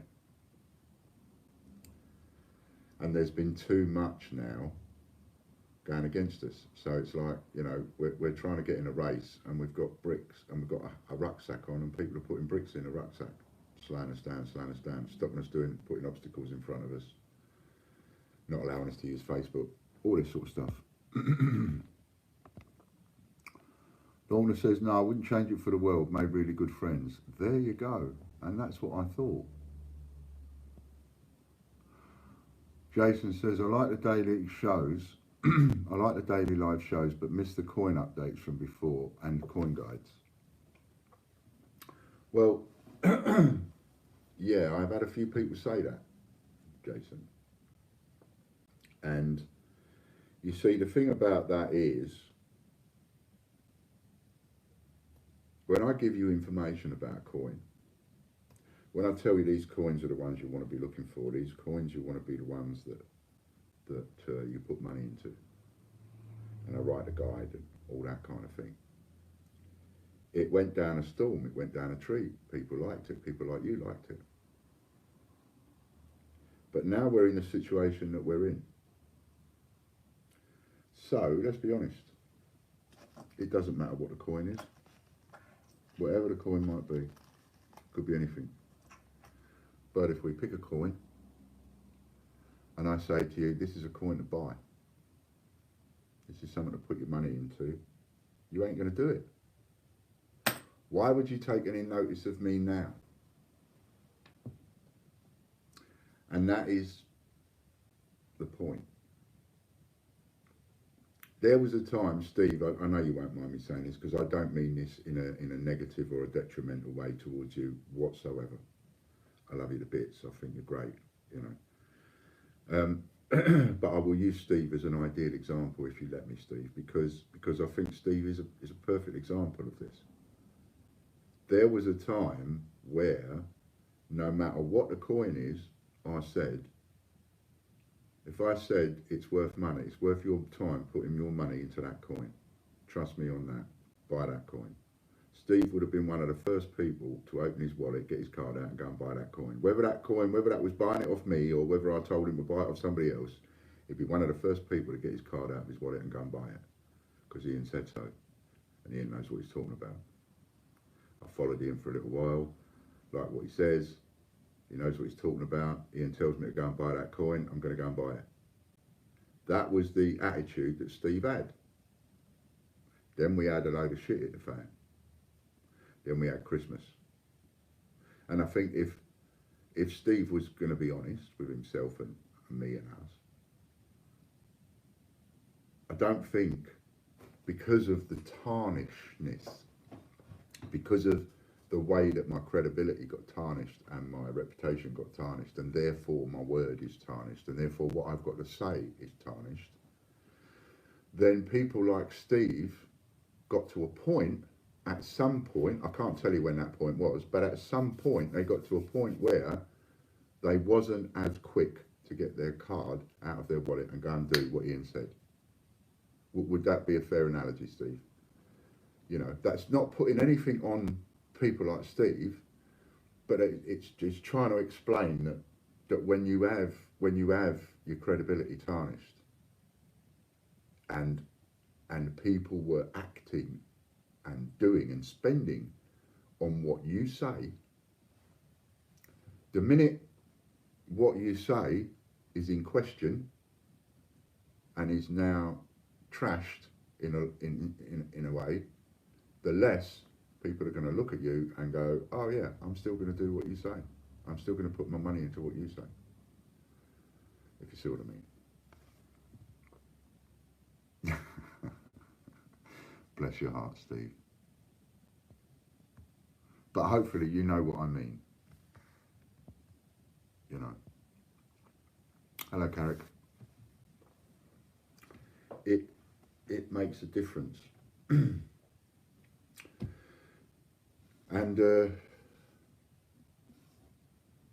it makes a huge difference. And I can prove the truth in it. I can prove the truth in it.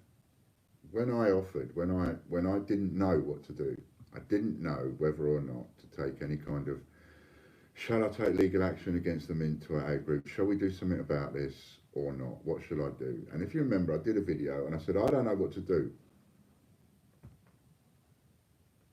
7 people must have broken thumbs. Hit the like, says Carrick.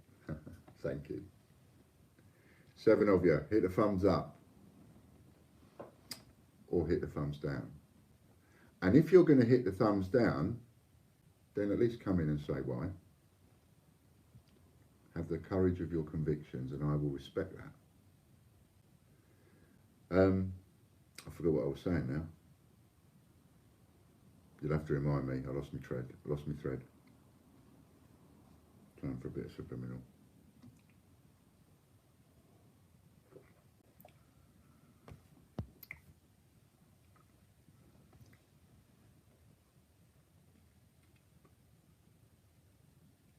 Yeah, completely lost my thread now.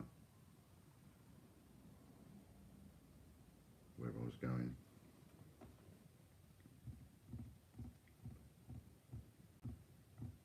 Yep, can't even follow on.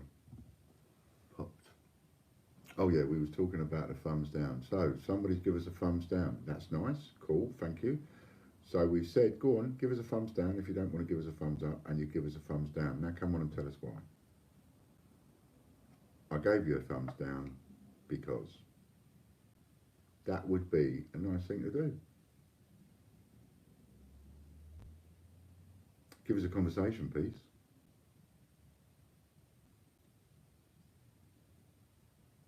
Or not.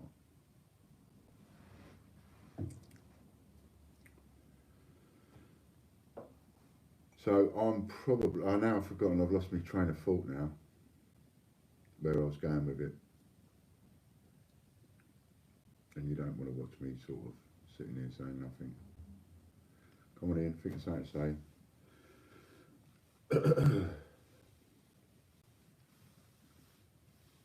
I do regret, as it happens, some of the decisions I made, some of the things I tried. I don't regret the COAs. I think that's a brilliant idea.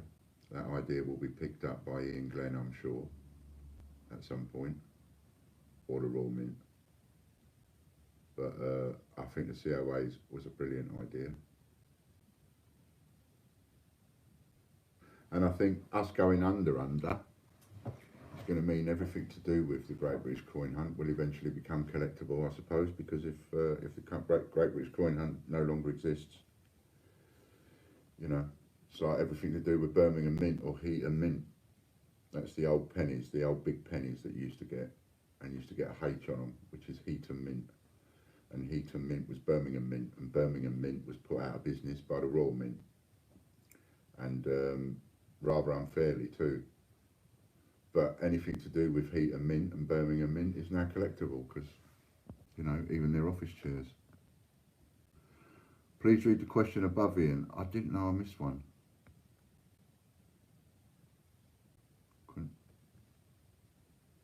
And for what it's worth, I'm trying to set up all that I do with the coins on advice that you give. Couldn't do it without you. Oh, that's nice. Thank you. Look at the message above. Why are you so thoughtful to others but so tough on yourself? Sorry you said any questions, and I've been thinking a lot about you and the coin community lately. Now. As long as we don't start getting too deep and meaningful here, because otherwise you're going to have me blubbing, and I don't want to be blubbing. I have to be careful.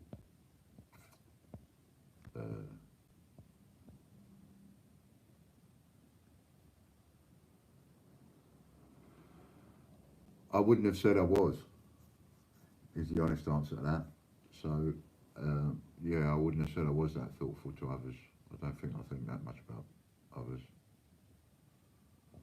I mean, I have to,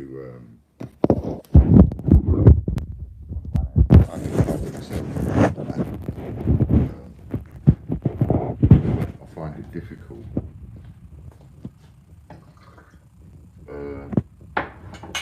People. It's not making much sense here, am I?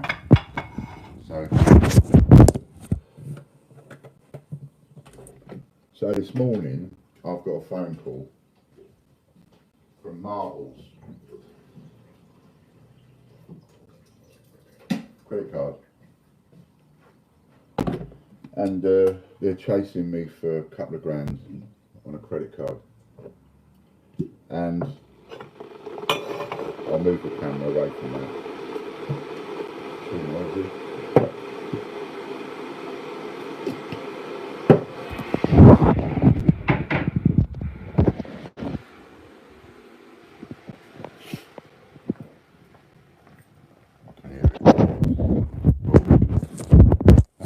So I've got a phone call this morning from Martles credit card, a couple of grand I owe them. I don't care. I don't care. I actually don't care. As in, I have nothing will keep me awake at night. There is nothing on a conscience of any kind that will make me feel bad that I've gone bust owing Martles credit card a couple of grand. I literally don't care. You make your money out of charging a lot of interest. This is the chance you take when you lend people money. You're a big business. There is nothing human about you whatsoever. And as a business, you're one of those businesses that would take advantage of every loophole and every law anyway.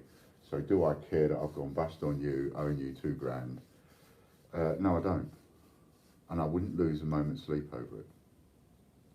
But if I go bust owing someone like Angela or Nanny for 20 quid, keep me awake at night. Because they're people.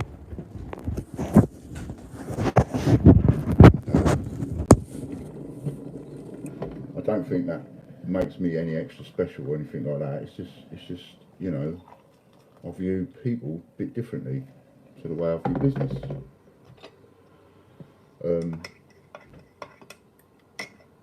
And to a certain degree, you know, there's this thing about business can afford to lose it, but a person can't.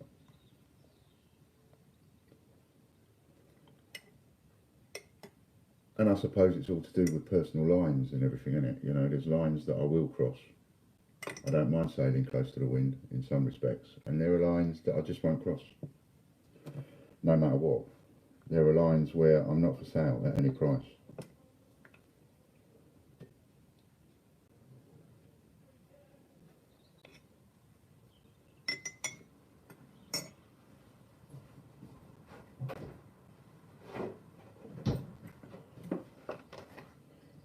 But I do appreciate it.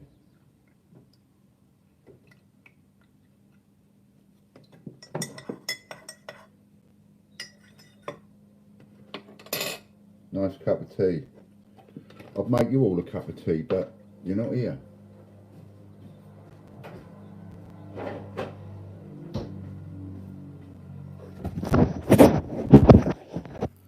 Go out and take a cup of tea, shall we? It's a lovely day out here. I was going to come out here and do the video. You still on? Yeah. Made you a cup of tea. Taking you away from your housework, if I could. You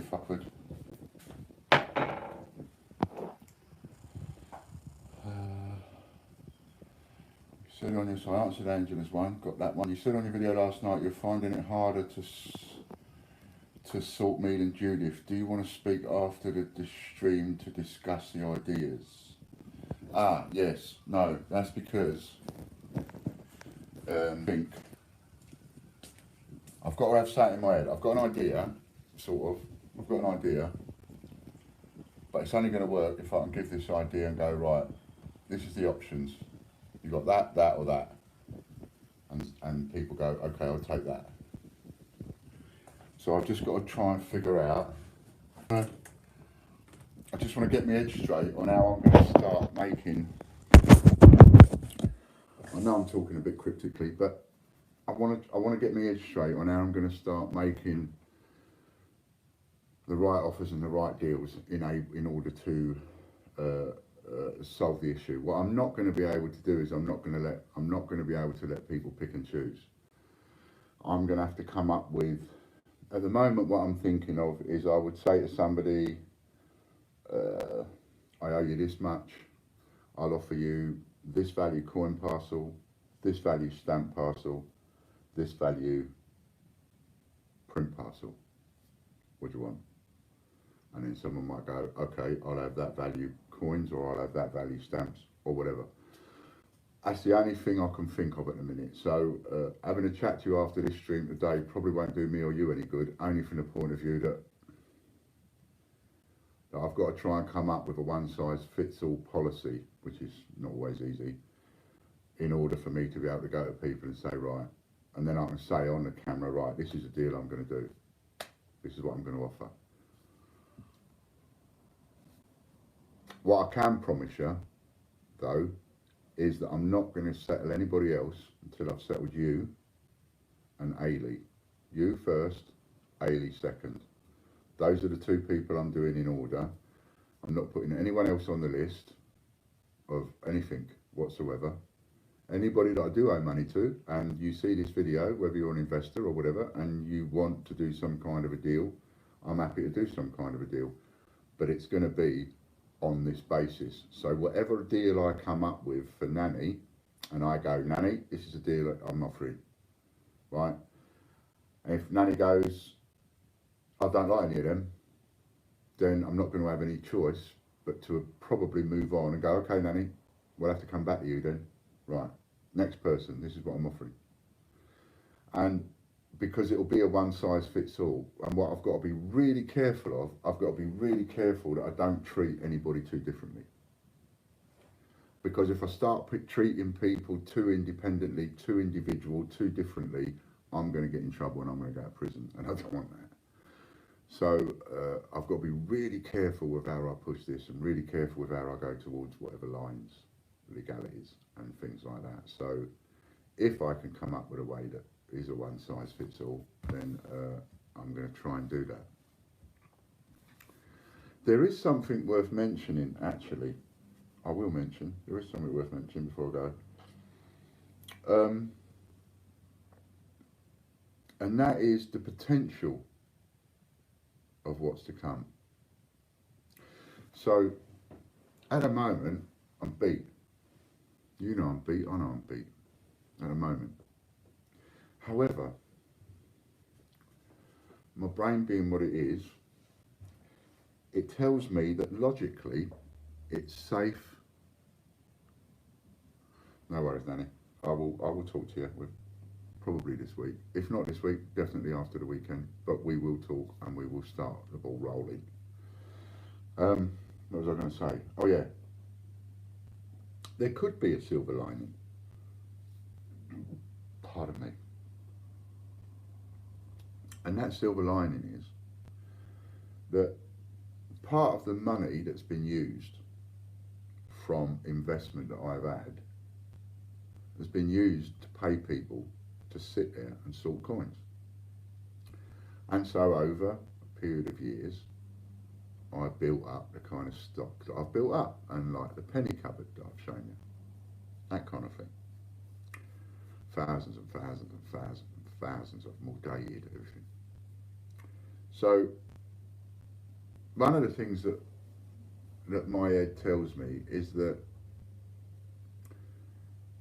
this is going to give a lot of people worldwide a conversation piece within government about whether or not their country should now go cashless.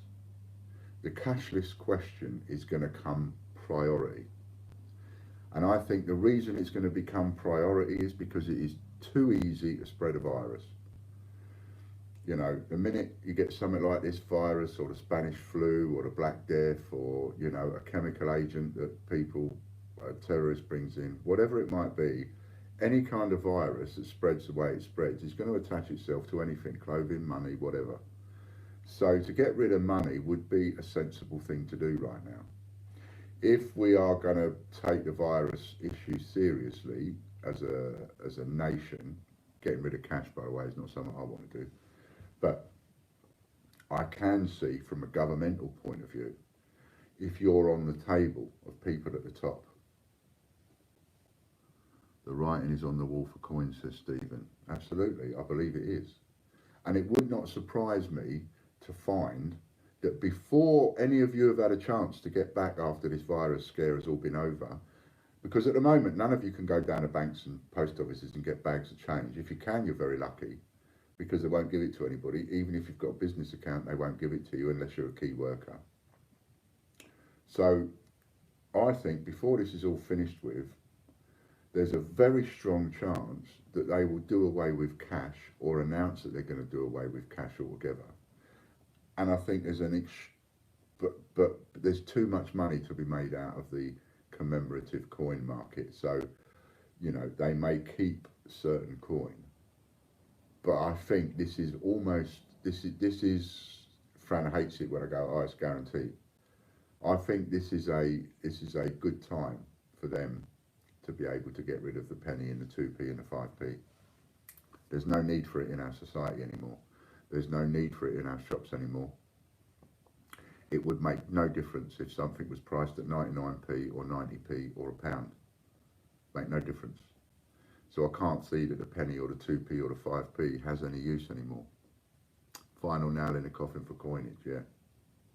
Now, if any of that happens, and obviously, because we've now got people like Stephen there coming in and saying the same thing, obviously I'm not the only people that can see that kind of writing on the wall. If they were to suddenly take away pennies and 2p's, that would be a game changer overnight. That would be a game changer.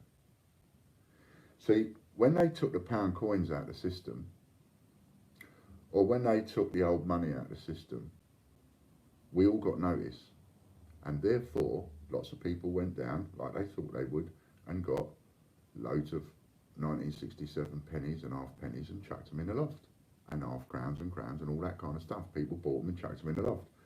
People put a lot of money into the pound coins. Pound coins were going out of circulation.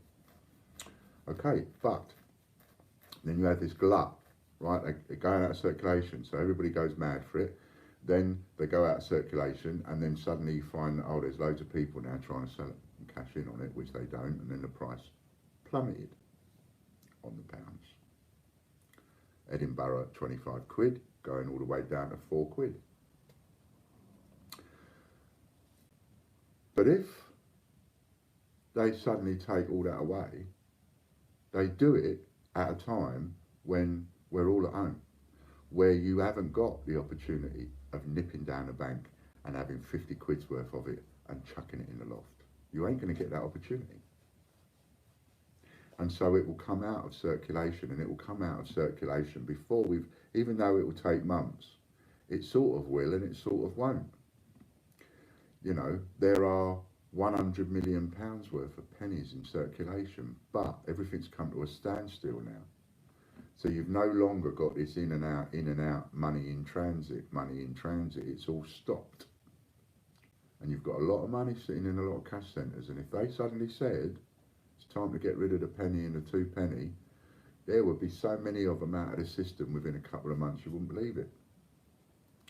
And in a situation like that, that to me is a silver lining, because you've still got all the people that will, the manufacturers, when they start up again, you've got all the coin manufacturers, the jewellery manufacturers, all these people, and they're going to still want their product when they go back to work. They're still going to want the coins that they buy in their hundreds and thousands to make the products that they make. I mean, there's a product in America, for example, you know, and when they sell this product, this game, it comes with a couple of English coins, and we're talking about, you know, these people, they buy 20,000 English coins a year just for that one game. They're going to be buggered. They came to me to sell them, to buy them off me at one point, but they wanted so many, I couldn't handle the kind of order that they wanted. I mean, we were talking, you know, 50, 100,000, 250,000 coins. And I couldn't have handled the kind of order that they wanted at the price they wanted it, so I turned it down.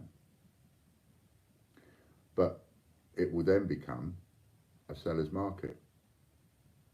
And if at that time I've still got a cupboard full of 100,000 or whatever it is that I've got, then that turns into quite a lot of money. So every dark cloud could have a little silver lining. The virus might, pardon me, a bit subliminal, the virus might be the death of me, in one way. Then in another way, Ian Glenn, remember, 288 Group, they were going to buy a lot of their lower value change from us. They were going to buy 1p, 2p, 5, 10, 20 from us. They were looking at buying it off us instead of the mint. He promised to buy it off us, he just never did. Led me out the garden path there. However, there will be a lot of that business to be had, and the only people that are going to get that business are the people that are sitting there with the change. So for as long as I can keep hold of that change, the better. Things might turn around then. But there's a thing that I bet none of you thought of.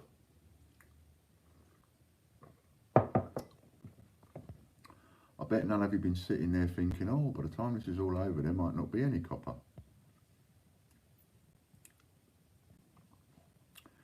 So everything happens for a reason. We just don't know what the reason is yet. Yeah, I'm one of them. Nanny, I think everything happens for a reason. I met Fran on a blind date and we've been together ever since. Neither of us knew the other one, hadn't met each other before, completely blind, set up by somebody else. 21 years later, we're still together.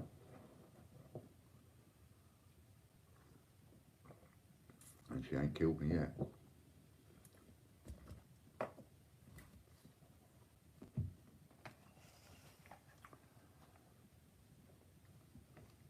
And are you all thinking about, are you all thinking about the stuff that you're touching? I'm just wiping my phone.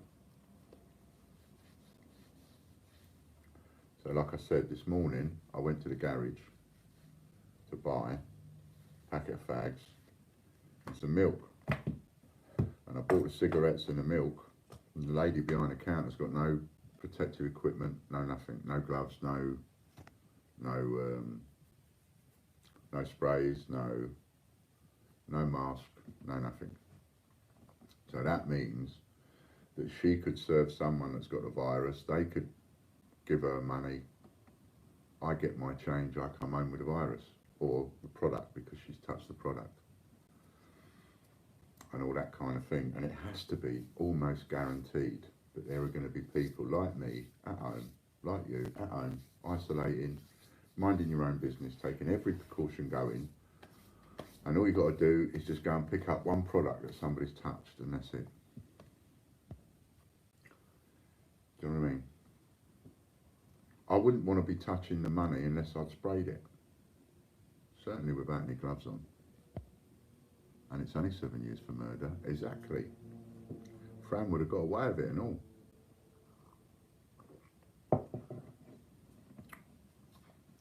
Well, we've had 116 minutes and neither me or Chris thought this would last an hour.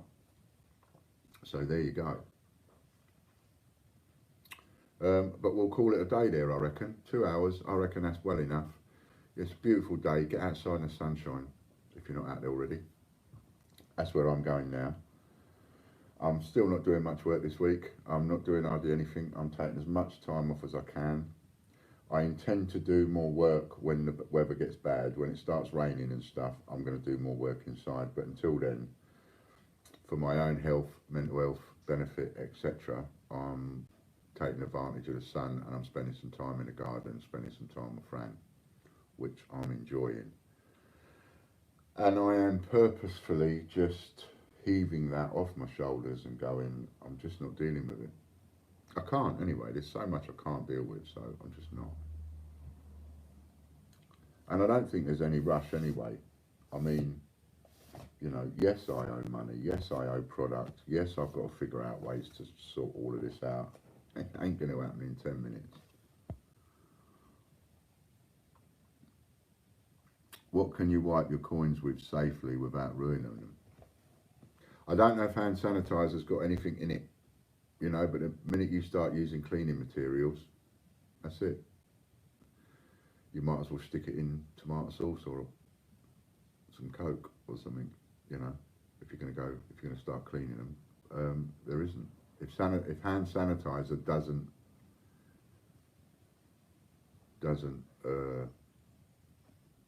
have an abrasiveness in it, then you could use that.